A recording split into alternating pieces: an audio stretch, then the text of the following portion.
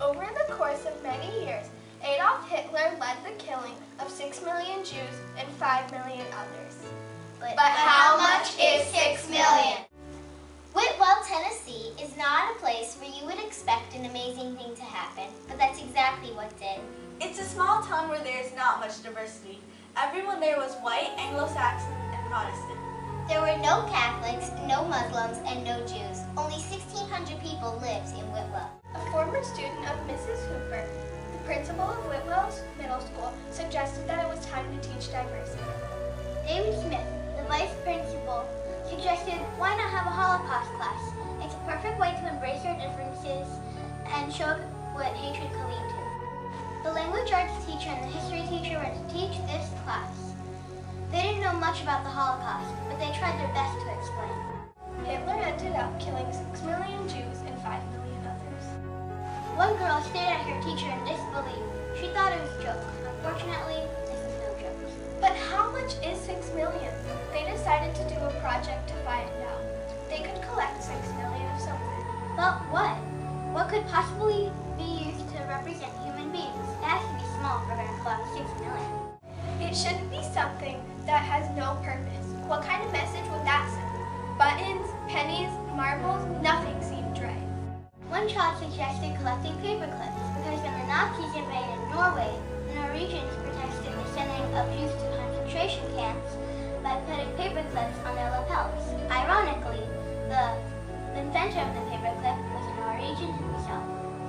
They looked in drawers, under beds, and in between couch cushions, but it still wasn't enough. They only had 1,000 paperclips. They had a long way to go. Smith, the assistant principal and coach of Whitwell Middle School, came up with the idea of designing a website.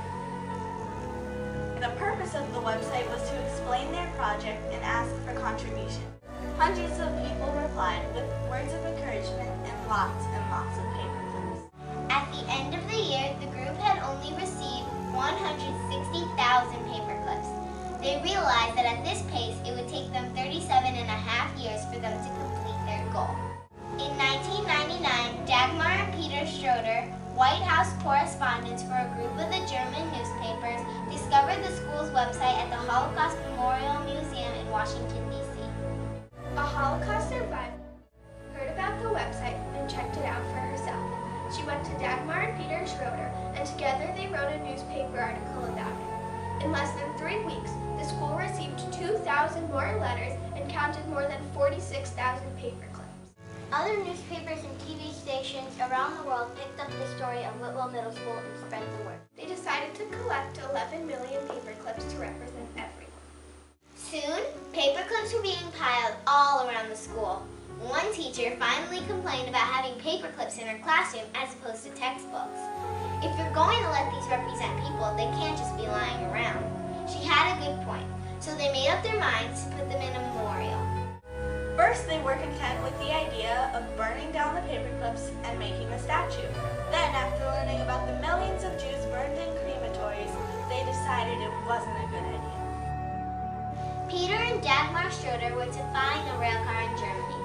They drove more than 2,000 miles through Europe without any success. As they flew back home, they received a phone call from Professor Klaus Hubader, a good friend in Bremen, Germany. His son-in-law had found a rail car from the time of the Nazis. However, when they went to get it, it wasn't for sale.